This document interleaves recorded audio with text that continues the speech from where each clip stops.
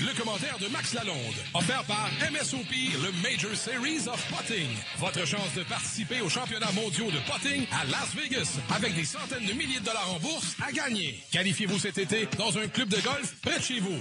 Visitez msop.com pour le calendrier des qualifications au Québec.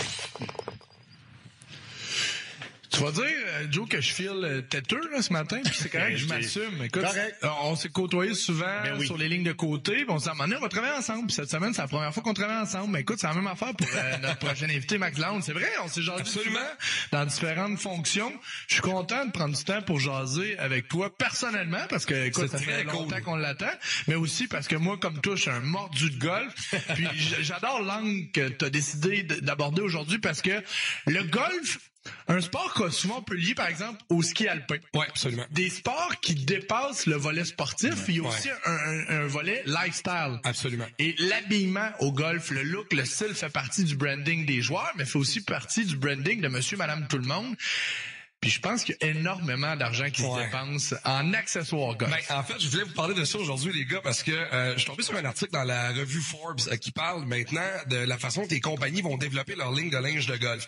Comparativement à il y a plusieurs années, avant, t'achetais un polo de golf et des shorts de golf pour jouer au golf. Maintenant, les compagnies, pour faire en sorte que leur ligne perdure, vont penser des chandails, des shorts, des t-shirts que tu peux mettre dans la vie de tous les jours. Exemple, c'est pas pour faire la publicité, mais Adidas vient de lancer une ligne qui s'appelle Adicross, qui est des t-shirts, des shorts, des souliers que tu peux mettre pour aller au terrain de golf, pour revenir du terrain de golf, que tu as un peu toujours l'air d'un golfeur. Et cette ligne-là marche très bien. Et Nike ont fait une étude l'an passé, et eux, ce qu'ils ont trouvé, c'est que le core de Nike, la business de Nike se retrouve dans les golfeurs de 23 à 45 ans, qui jouent entre 7 et 15 parties de golf par année, peut-être plus, mais qui pratiquent d'autres sports. Donc, comment on fait pour que, en vendant du linge à ces gens-là, on puisse les voir porter le crochet, le swoosh, dans d'autres contextes? Et ça marche très, très bien, parce que depuis que Nike a arrêté de faire des bâtons, la business de Nike Golf a jamais été aussi bien que là, simplement dans les casquettes, les polos et...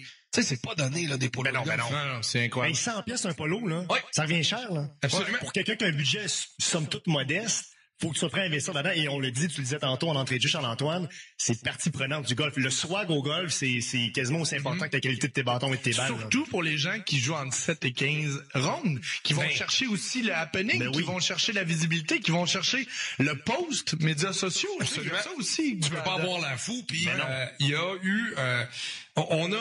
On resserre moins les règles au niveau de l'habillement dans certains clubs de golf, parce que le golf, c'est dans une période où tout le monde doit mettre l'épaule à la roue pour amener des gens au terrain. Il y a des endroits où c'est encore très strict.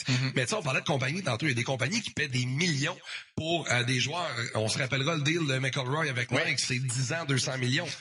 Under Armour vient de signer Jordan Spieth et c'est 10 ans. On n'a pas donné le chiffre, mais on dit que c'est Tiger Numbers à peu près. Donc, on pense à peu près à ce genre de deal-là. Et tu vois, Under Armour a même pas encore sorti sa ligne Jordan Spieth et déjà, on voit de plus en plus d'Under Armour sur le terrain, tellement que les magasins de golf aujourd'hui et sur le site web et sur les comptes Instagram, les fins de semaine des tournois majeurs vont poster qu'est-ce que Dustin Johnson va mettre jeudi, vendredi, samedi, dimanche, vont faire les kits et vont te mettre un lien pour que tu fais juste peser sur le lien sur ton compte Instagram et tu peux aller acheter directement le kit complet. Parce que le jeune aussi, si on parle de l'époque, une époque médiatique en changement majeur, et le jeune qui est fan de Spieth, de McIlroy ou de Fowler, qui en est un autre un bon icône de la mode, vont suivre le golf, mais souvent via les comptes de différents athlètes, sans consommer la ronde en soi. On n'écoutera pas, je pense pas, aucun de mes chums de 32-33 ans qui va passer 5 heures un dimanche à regarder le Travelers Championship. Je pense pas que ça va arriver. Sauf que de voir les highlights, les meilleurs coups de Fowler, de Johnson, puis me dire, Colin, ces gars-là ont de la classe, sont bien habillés, ça me donne le goût de... Tellement que, tu sais, Tiger a lancé le Tiger Sunday avec son chandail rouge. Fowler a suivi avec le Fowler Sunday avec ses pantalons orange, dans le fond, sa marque de linge qui devient orange Puma en l'occurrence. Donc, on a créé des habitudes de consommation qui se retrouvent sur les terrains. Et là, fait intéressant, je disais là-dessus, il y a un nouveau commissioner à la PGA, c'est Jay Monahan. Un gars dans la quarantaine qui essaie d'amener le golf ailleurs. Donc, on parle, à partir de janvier, on verrait des tournois où des hommes et des femmes vont jouer jouer ensemble dans des formules de match-play. Ça commencerait à Hawaii en janvier. Mais Monahan a comme cheval de bataille, et ça va se lancer bientôt, de permettre le port des Bermudas. C'est niaiseux, là. On parle de... Mais c'est niaiseux, mais c'est une institution du golf quand même.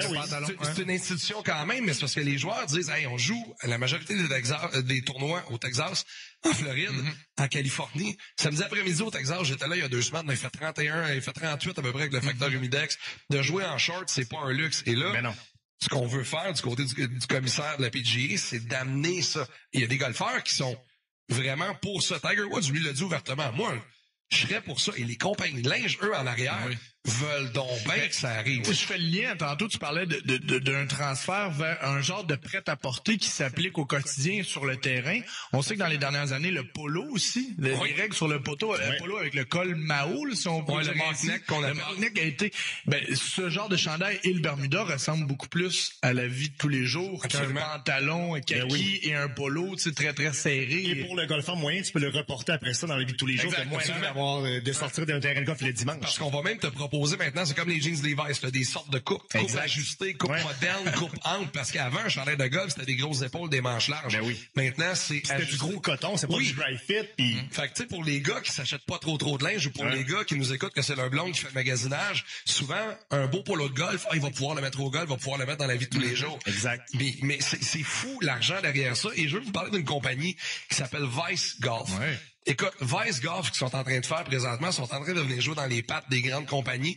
Ils font pas de linge encore. Ils font des casquettes, des balles, des gants, mais s'adressent directement aux golfeurs en shape qui fait plusieurs sports de 25 à 40 ans. Le surfer avec les cheveux longs. Vice Golf, c'est 2 gars en Allemagne qui ont eu le rêve de faire des balles de golf à moitié prix. Honnêtement, pour les avoir joués, les Vice Pro Plus, c'est l'équivalent de la Titleist Pro V1. La balle que les gens aiment acheter, même si... Qui coûte $7 la balle. C'est 57 piastres, une douzaine de Pro V1, même si le commun des mortels n'a pas besoin de jouer avec une Pro V1. Mais là, Vice tombe dans une tranche où on est capable de proposer des douzaines de balles de golf à 25-26 piastres par Internet et de te proposer des casquettes à palette droite, des casquettes avec du mesh, des serviettes qui sont exceptionnelles, des gants qui sont cool. C'est une industrie, Vice. Le mot cool, c'est tellement important. Mais j'aime entendre ce que Max nous dit parce qu'on dirait que dans le golf d'aujourd'hui, pour maintenant un joueur du dimanche, quelqu'un qui joue peut-être 4-5 fois durant l'été, la fourchette des prix, elle est trop élevée entre je vais m'acheter un polo chez Walmart parce que j'ai juste 20$ et je veux pas payer 110$ un polo. Alors d'avoir un intermédiaire, je trouve ça intéressant pour le golfeur moyen qui joue pas trop. Puis pour terminer là-dessus, Vice, puis c'est une statistique moi qui m'a frappé, on a lancé un modèle de sac qu'on appelle un carry bag que tu peux porter sur les épaules, gris avec des zips orange fluo, vraiment dans l'air du temps là. Et ce sac-là, en Amérique du Nord l'année passée, est tombé dans le top 5 des meilleurs vendeurs des sacs de toutes les marques. Et tu m'expliquais hors donc, puis c'est intéressant. Il n'y a pas de lien avec des golfeurs pros, là. Pas de lien avec des stratégies est purement. Moi, d'ailleurs, j'arrête pas de voir cette marque-là dans des posts sponsorisés sur mes différents médias sociaux. Je sais bien que ça veut dire que t'as liké des photos de golf et que là, Big Brother dessus. Tu vois, jusqu'à ce matin, j'avais l'impression que c'était la compagnie média, tu sais, Vice, là, qui font beaucoup de contenu web. Mais c'est deux entités complètement différentes, mais ça fonctionne parce qu'ils sont partout sur mes médias sociaux. Ah, absolument. Et puis les gars, terminant un mot sur la campagne Sortez golfer. C'est une campagne qui est propulsée par Golf Québec. Ce qu'on veut, c'est démocratiser le golf, un peu comme ce qu'on se parlait, amener le golf à un autre niveau. Il y a un événement vendredi, centre de golf Lanaudière, c'est vraiment super cool. C'est un party familial, ça coûte 5$, il n'y a pas de code vestimentaire, golfeur, pas golfeur. Les balles sont illimitées. Il va y avoir de la musique, il va y avoir une heure familiale, il va y avoir une heure de party. Et ce qui est très, très cool, c'est qu'il y a un segment qu'on appelle Destroy the Car. Ça veut dire que tu te places dans le champ de pratique avec tes balles. Tu vas essayer de faire avec le petit mais là, c'est pas le tracteur qui ramasse, c'est une vraie voiture avec quelqu'un à l'intérieur qui est protégé. Qui lui, il se promène et là, le but en gag, c'est de détruire la voiture. Fait que vous voyez, maintenant... T'améliores clairement pas tes techniques de golf, mais t'es pas dans le maudit, par exemple. Mais on a tous déjà essayé de le faire au champ de pratique, là, quand le petit tracteur passe, de se faire... C'est du génie. Donc ça, parce que là, ça m'intéresse, c'est le 29 juin? Oui, 29 juin, c'est ce vendredi, ça débute à 18h30, c'est au centre de golf Lanaudière. Des événements comme ceux-là, allez sur la page Facebook de Sortez golfer, vous allez en voir plein. Il y a plein de monde au Québec présentement qui, dans chacune de leurs publications Facebook, Instagram, mettent Sortez golfer. Ce qu'on veut, c'est amener des gens qui jouent plus ou moins au golf à sortir une fois, 2 fois, essayer un nouveau terrain. Et je pense que ça marche très bien. Puis un événement comme celui de vendredi, je suis un puriste du golf, mais je trouve ça le fun de voir ça, de voir d'autres catégories de gens s'amener sur les terrains de golf. Avec les nombreux sujets t'as abordé aujourd'hui, ben c'est ça, c'est la tentative ultime de démocratiser un sport qui a souvent été réservé à l'élite. Tu sais, moi, je le dis toujours, on a beaucoup entendu dans les médias dernièrement des professionnels de golf parler de golf. Je suis pas un professionnel, je suis un bon golfeur, j'ai 33 ans, j'adore ça. Et je veux parler de golf de la façon dont moi je le consomme. Je vais sur le terrain pour avoir du plaisir avec ma blonde, avec des amis, avec mon père. Et c'est ce que j'essaie de faire avec Golf Québec, avec le MSOP, et de faire en sorte que les gens fassent, OK, je suis pas obligé de jouer en bas de sang. Non, je peux avoir du plaisir quand même. Hey, si ça vous tente pas, là, déchirer la carte de pointage, je vais aller frapper des balles avec vous. Quelle balle, meilleure balle, tout le monde est heureux. Hey, on a réussi à faire un de nos objectifs, c'est-à-dire faire de la radio ensemble. C'est fait. Maintenant, il faut réaliser l'autre, aller jouer une ronde de golf ensemble. Faut faire ça, faut que je te laisse gagner. Ah non, parfait. Aucun problème, tu mettras tes Bermudas. Max, c'était un plaisir. Bonne journée. Merci, Max. Au retour de la pause, très belle histoire pour vous. Les gens de Québec la connaissent peut-être un peu plus.